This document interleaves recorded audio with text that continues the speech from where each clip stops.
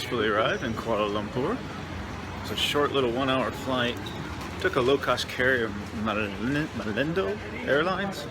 It's a Malaysian airline. And brand new 737. Very comfortable, great service. Not much of a snack. But we were up in the air and down real fast. And now I gotta find my way. The city center is where I'm staying, right next to the Petronas Towers. And it's supposed to take a half hour to 45 minutes on a dedicated train line to get there. But first I have to go through immigration and baggage and all of that.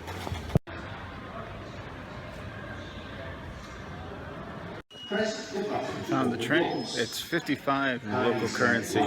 It's something like $10 or $15 US. I'll put the actual number up here.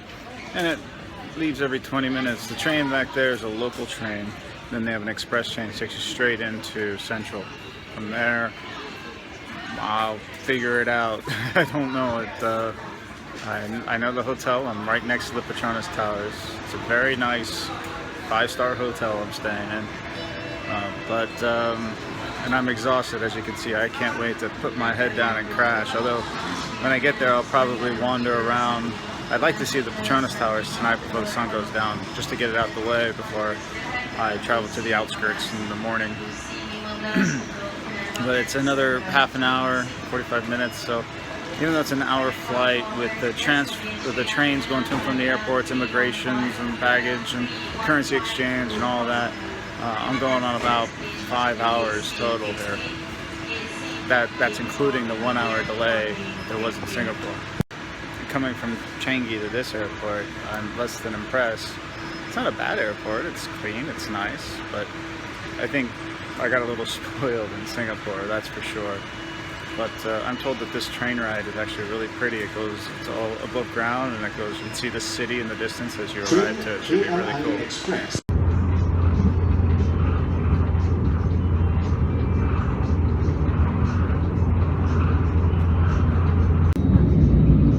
Pretty fast train, at least.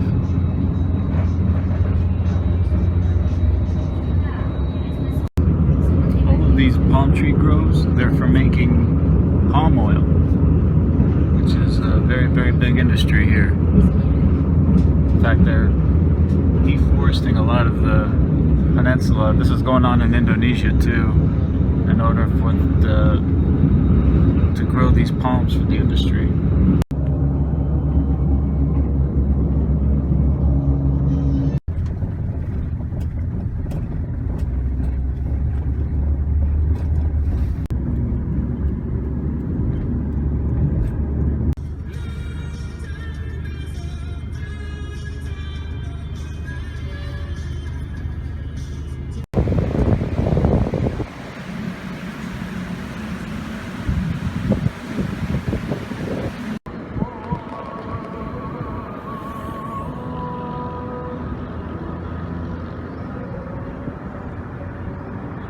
Alright, well, this hotel is much nicer than the last one that I was in.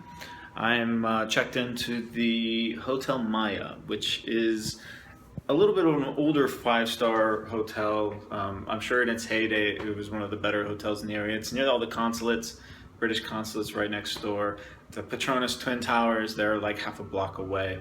So let me give you a tour because I think it's a really wonderful hotel. And wait till you hear the deal I got for this place. First element check-in was fantastically easy. You sit down, the people are very friendly, and they explain all the amenities, and this hotel has a lot of amenities. All right, we'll start with the typical closet, and then you move this, and then it reveals the very good sized bathroom, actually. Very modern, very clean, but look at this. I've got a bathtub and one of those little rain showers. That looks very, very nice. And when I come out here, here's the regular room. This is just your standard hotel room here at the hotel. It's a king-size bed. It's a little firm, but much softer than the last one I was at. Pink lounge chair, not so bad. It's an older TV set, but then again, in Asia, I don't really even watch TV, so I don't really care about that. And I've got a DVD player too, and of course it has.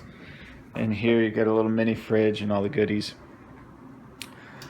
I really love this desk area. I mean, it gives you a great view. They actually call the prayers going on right now out there. And then, of course, this desk can move, so you can change the L one way or the other. So you can either look out on the city, or you can turn around and look out on your room. One other thing about this is, I notice Asian cities have this curtain that you can open and close and look into the bathroom. I don't understand that. I don't know why. I guess for voyeuristic reasons, perhaps. But nice. It's still kind of fun.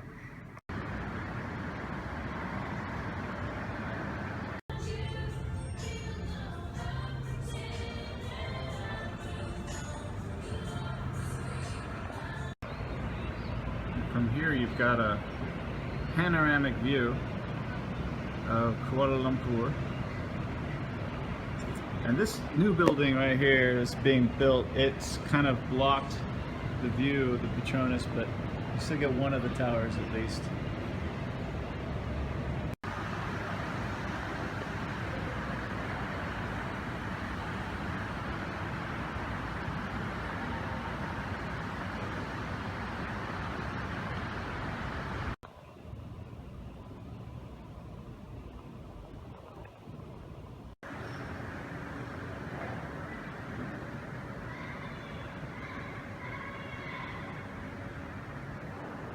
We even got a yoga studio.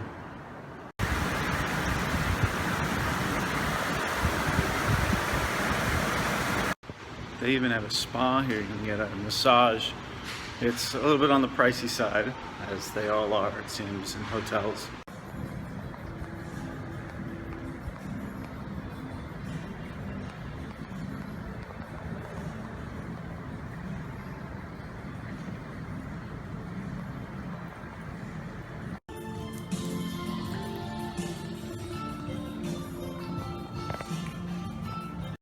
They got 3 very, very nice restaurants, and I got this place for a steal.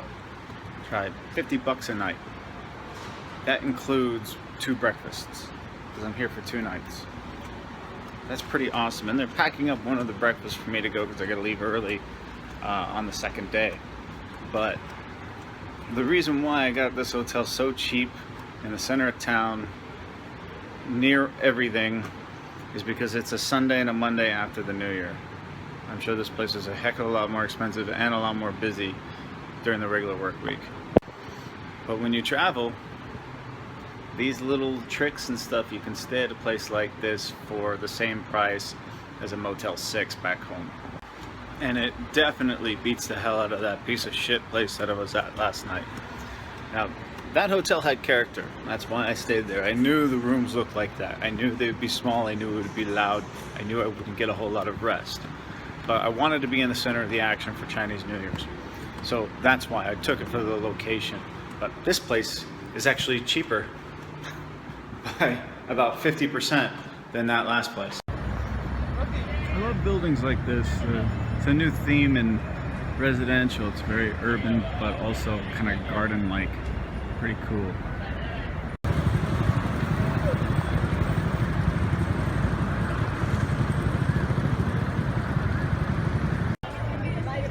I would say this is a very popular place to hang out.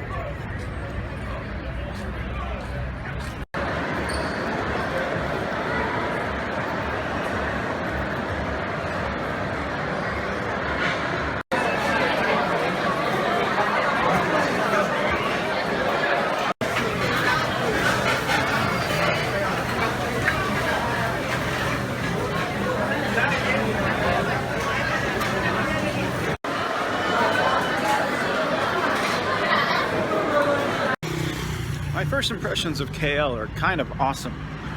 So far, I mean, I've only been to the core part of town yet. I haven't been to the outskirts yet, but it seems like a very cosmopolitan place. And granted, I'm in a touristy area, so there's a lot of tourists. However, a lot of the locals are a mixed race and a lot of different religions. I see a lot of Muslims around. I hope Donald Trump doesn't ban Muslims from this country. That would be terrible.